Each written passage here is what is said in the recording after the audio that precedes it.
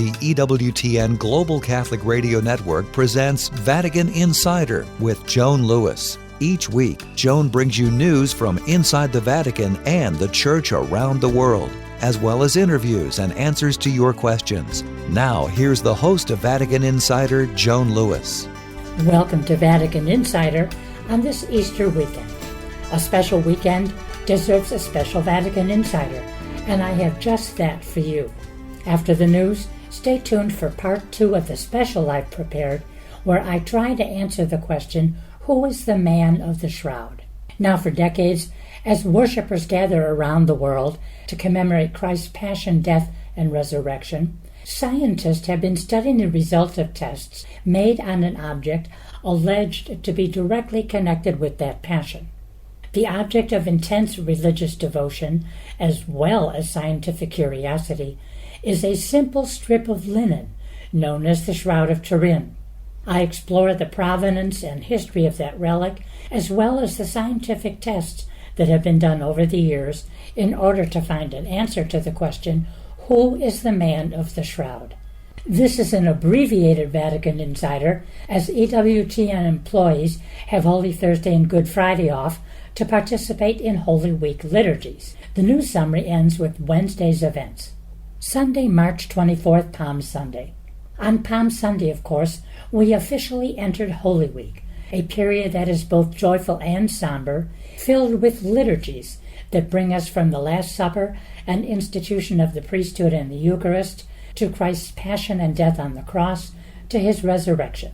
Palm Sunday celebrations are always evocative wherever celebrated, but perhaps no more so than at the Vatican, where, in a sun-splashed, majestic St. Peter's Square, more than 30 cardinals wearing red vestments, 25 bishops, and 350 priests processed around the square and up to the altar level, bearing palmorelli, tall, intricately woven palm branches. They were joined by hundreds of faithful carrying palm and olive branches. Given his ongoing mobility issues, Pope Francis was already seated in front of the altar at the start of Mass.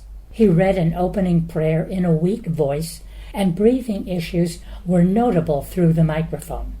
Remarkably, for the first time in memory of those covering a public festive papal Mass, the Pope did not deliver a homily. No aide delivered it in his stead, and no reason was ever given by the press office. Several minutes of silence prevailed instead. Francis did stand briefly for the final blessing and then, seated again, prayed the Angelus with the faithful sounding a bit stronger. He said, "I assure my prayers for the victims of the vile terrorist attack carried out the other evening in Moscow in a concert hall. May the Lord convert the hearts of those who plan, organize, and carry out such inhuman actions, which offend God, who commanded, 'Thou shalt not kill.'" The Holy Father also highlighted martyred Ukraine, saying so many people are without electricity due to intense attacks against infrastructure, which, besides causing death and suffering, raise the risk of an even greater humanitarian catastrophe. Let us also think of Gaza, he said, which is suffering greatly along with other places of war. After Mass, Pope Francis boarded the white papal jeep and he circled St. Peter's Square for more than 15 minutes. Monday, March 25th. In the morning, Pope Francis received Rome's Nigerian community in audience. He expressed his gratitude for their joyful witness to the gospel, as well as, quote, the numerous young people from Nigeria who have heard the Lord's call to the priesthood and the consecrated life, responding with generosity, humility, and perseverance. The Pope said the diversity of ethnicities, cultural traditions, and languages in your nation is not a problem, but a gift.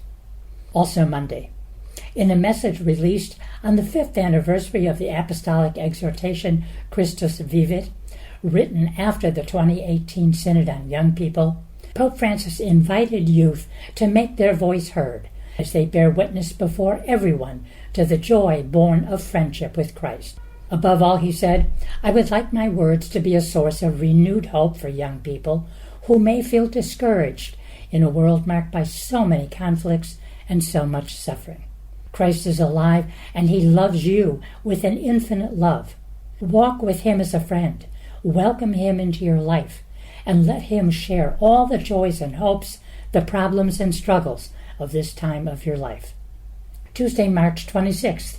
In a video message addressed to the community of Rosario, Argentina, Pope Francis expressed his concern over the increase in drug-related violence that has gripped the Argentinian city for over a decade. Rosario, the nation's third largest city, is facing an unprecedented increase in drug-related criminal violence. Also Tuesday, the Vatican announced that Pope Francis is personally writing the meditations for the iconic Way of the Cross to be celebrated Good Friday evening at the Colosseum. In prayer with Jesus on the Way of the Cross. This is the theme of the reflections that will accompany the 14 stations at the Colosseum. Wednesday, March 27th. Pope Francis presided at the weekly general audience that was moved from St. Peter's Square to the Paul VI Hall due to rain. He continued the catechesis on the virtues, turning to patience, saying it has its supreme model in the example of Jesus during his passion. The patience of Jesus did not consist in a stoic endurance of suffering, but was the fruit of his love. This Holy Week, said Francis, let us ask the grace of the Holy Spirit to imitate Christ in his patience and in his compassionate love, which forgives all wrongs and shows mercy even to his enemies. The Pope also greeted and met with two fathers, a Palestinian and an Israeli, both of whom lost their daughters, ages 10 and 13, in recent years because of the war in the Holy Land. Finding friendship and solace in sharing the greatest pain possible for a parent, they now work together to promote peace and justice through the association, the Parents' Circle. Also Wednesday, in an Easter letter addressed to Catholics in the Holy Land, Pope Francis expressed his spiritual closeness and paternal affection, and he encouraged Christians around the world to offer concrete support and prayers for peace. I embrace all of you in the variety of your rites, dear Catholic faithful, living throughout the Holy Land. In a particular way, I embrace those most affected by the senseless tragedy of war, the children robbed of their future, those who grieve and are in pain, and all who find themselves prey to anguish and dismay. Well, those are the news highlights, but now stay here for my special on the Man of the Shroud. Wishing you and yours a beautiful and blessed Easter of the Resurrection.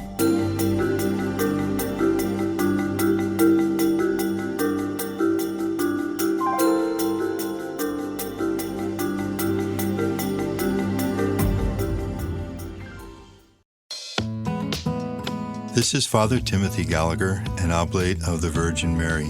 Catholic radio accompanies us in the car when we drive, when our hands are busy but our minds are free. It can fill those spaces and bring us close to the Lord and help us grow in the understanding of our faith and deepen our way of living that faith each day. The world needs EWTN Catholic Radio, now more than ever. Carry the faith wherever you go. Catch up with the latest news from Washington, D.C., the Vatican, and the world on all of our EWTN news platforms, including EWTN Pro-Life Weekly, the Catholic News Agency, and EWTN News in Depth. Download the EWTN app at EWTNapps.com today. Welcome back to Vatican Insider. Here's Joan Lewis. Welcome to part 2 of my account of the Shroud at Turin, believed to be the linen cloth that wrapped the body of the crucified Jesus during his 3 days in the tomb. Last weekend, I looked at its journey through time and history and mentioned just some of the many tests done on this cloth since Secondo Pia took his famous photograph in 1898, a photo whose negative of a negative became a remarkable positive and reopened the case for the authenticity of the shroud. Now looking back in a moment in the history of the shroud. In 1578, St. Charles Borromeo, Archbishop of Milan, expressed the desire to venerate the precious relic of Christianity, but because of frail health, could not cross the Alps from Italy for the arduous trip because, of course, at the time it was in France. The Duke of Savoy, Emanuele Filiberto, shortened the Archbishop's trip by bringing the shroud to Turin in May of that year. It has been in Turin for the past 437 years, except for the brief periods when it was removed to protect it from the dangers of war. For years the shroud was wrapped widthwise around a wooden spool and housed in a silver reliquary above the main altar of an exceptionally beautiful chapel of black and gray marble designed by the Baroque architect Guarino Guarini. The chapel, especially designed for the shroud, is next to the Cathedral of St. John and is a masterpiece of architectural daring with an extraordinary dome of interlacing arches culminating in a gilded sunburst. At present, the shroud is kept flat inside an aluminum and glass case at a constant temperature in an atmosphere of argon gas. It is covered by a drape, embroidered with words in Latin that mean, "We revere your holy shroud, O Lord, and through it we meditate on your passion." On numerous occasions since 1898, when Secondo Pio photographed the shroud, including the 1969 appointment of a Roman diocesan commission to study the linen, photographs using techniques vastly superior to those of 1898 have been taken all upon special appointment and with the permission of its then legal owners, the House of Savoy, and now the Holy See. With these constantly improved photographs, the studies of the shroud multiplied and intensified over the years, involving many nations and many men and women.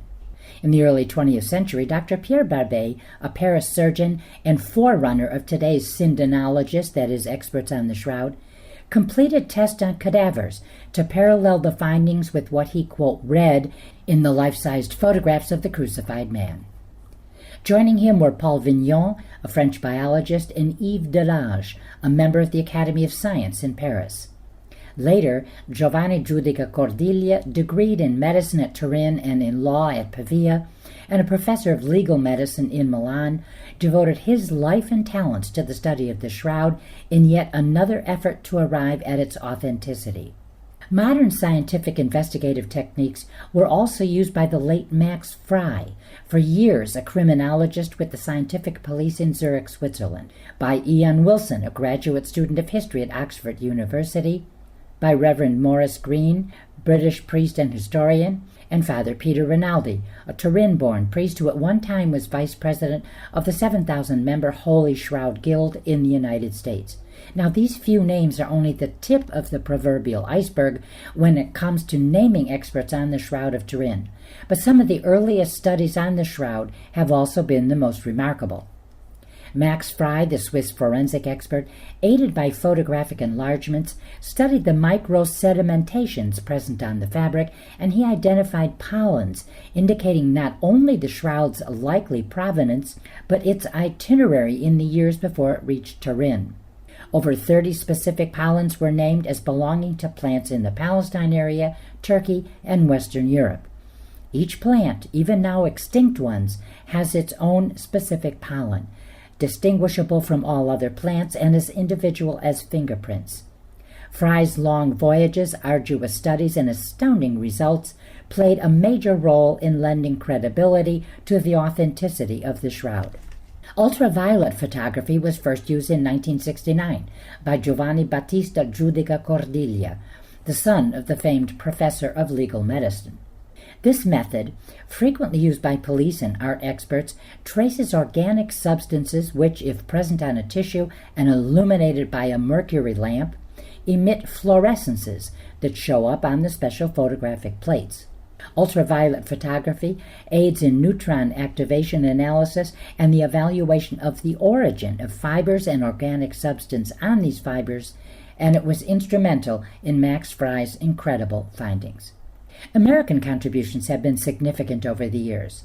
Dr. Donald Lynn of the Jet Propulsion Laboratory in Pasadena, California, used enhanced photograph and aided image techniques similar to those employed when the American spaceship Viking sent photos back from Mars. With the aid of a scanner, the markings on the shroud were broken down into a series of microscopic dots, and these in turn were translated into a mathematical code.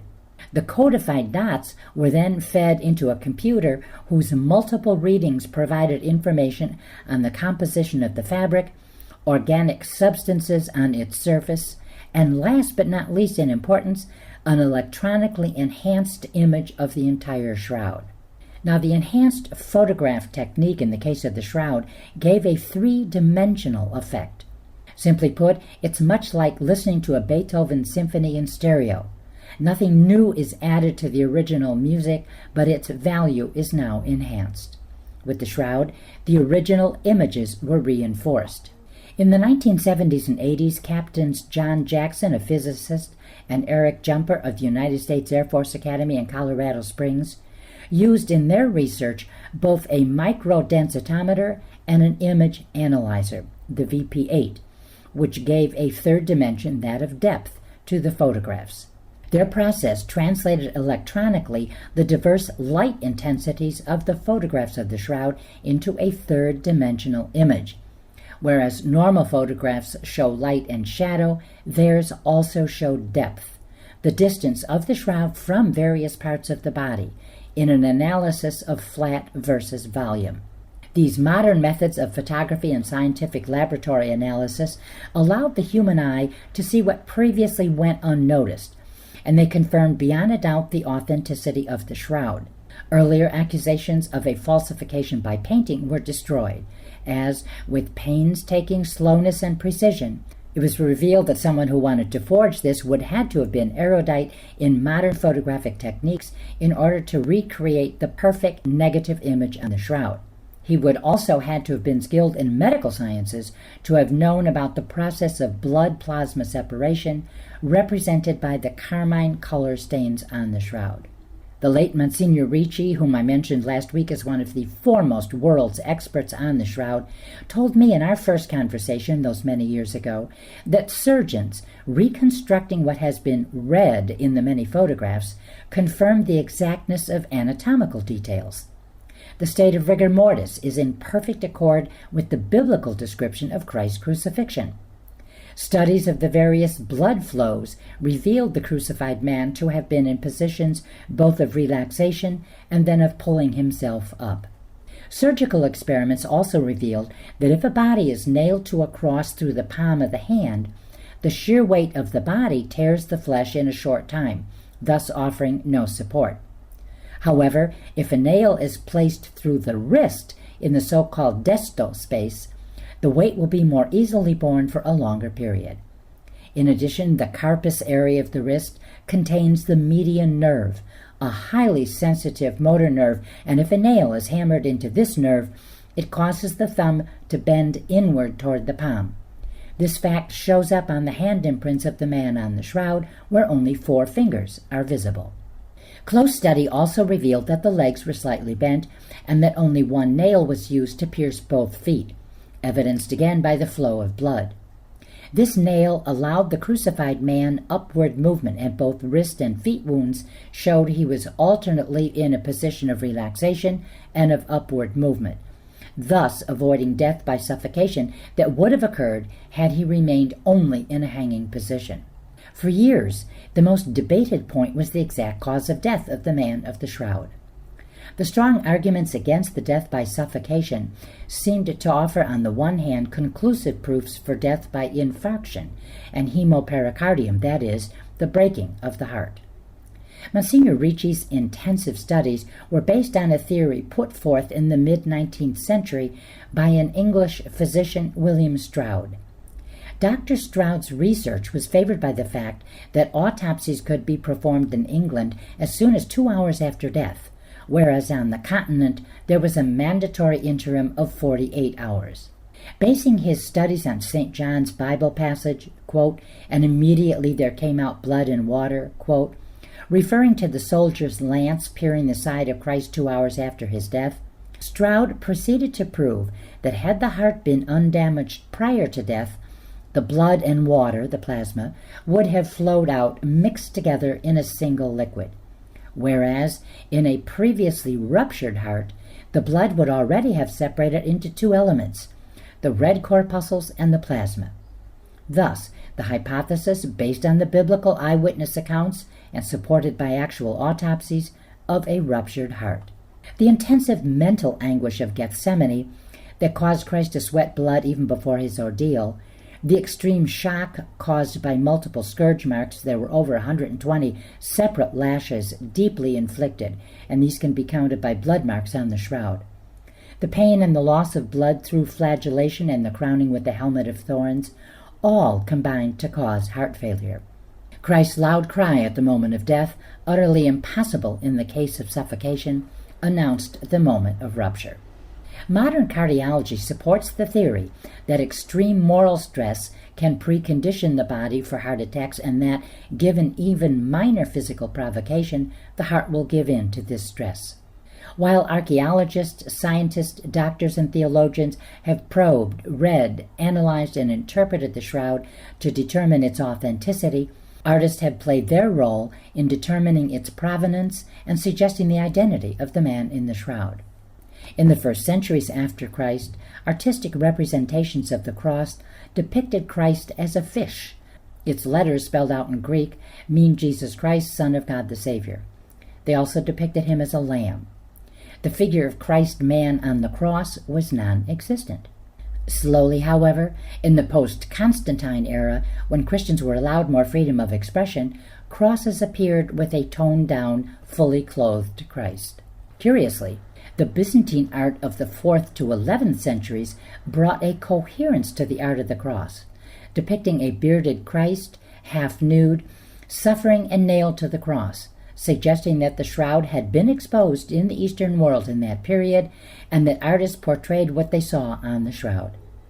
Contemporary art in the Western world, however, still showed Christ fully clothed and usually beardless, thus providing a strong argument for the historians who quote the shroud as first appearing in the West only after 1204.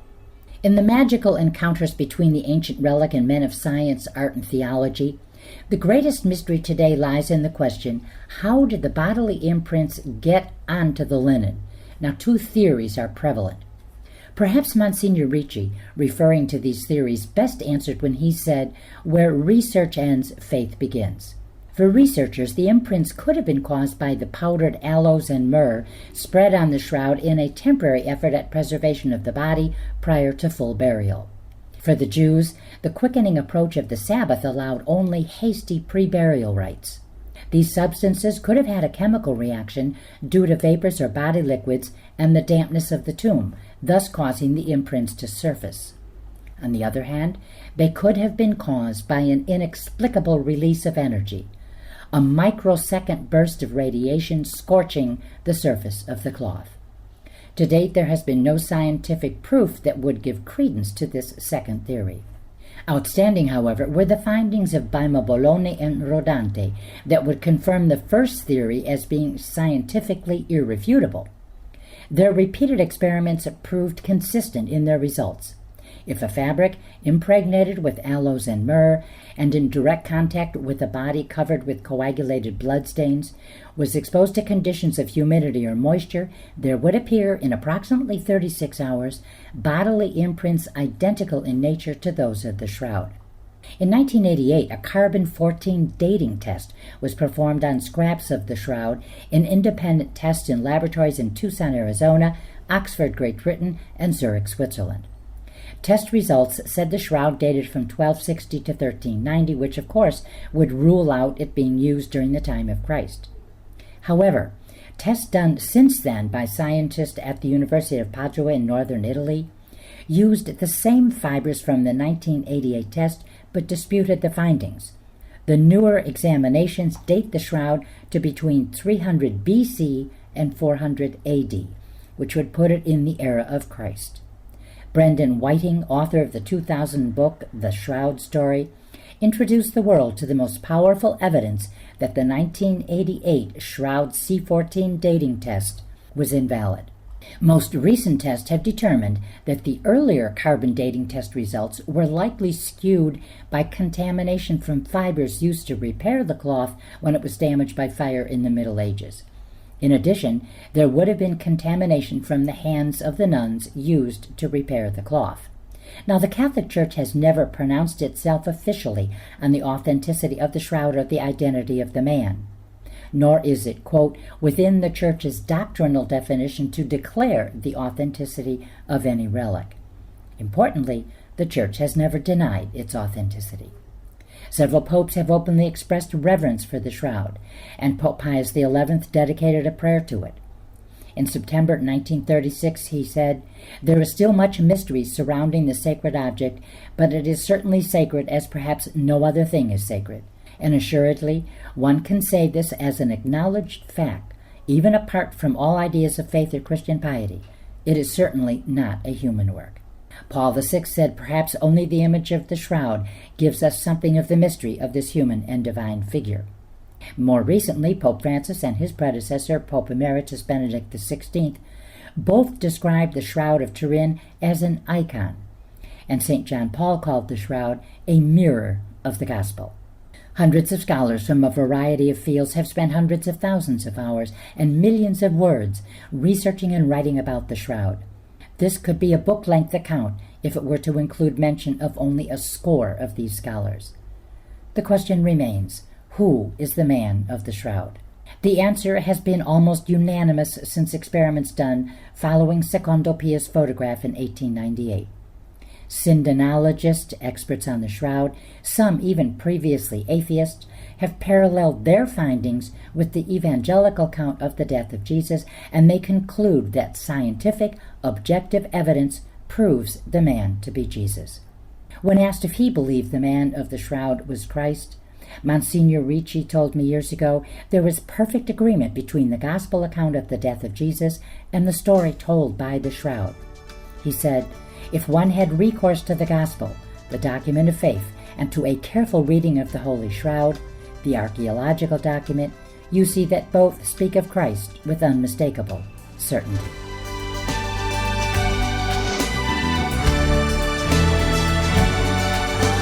For more information on these stories, or to check out Joan's blog and to ask her a question, go to EWTN.com. That's EWTN.com. Thanks for listening to Vatican Insider on the EWTN Global Catholic Radio Network.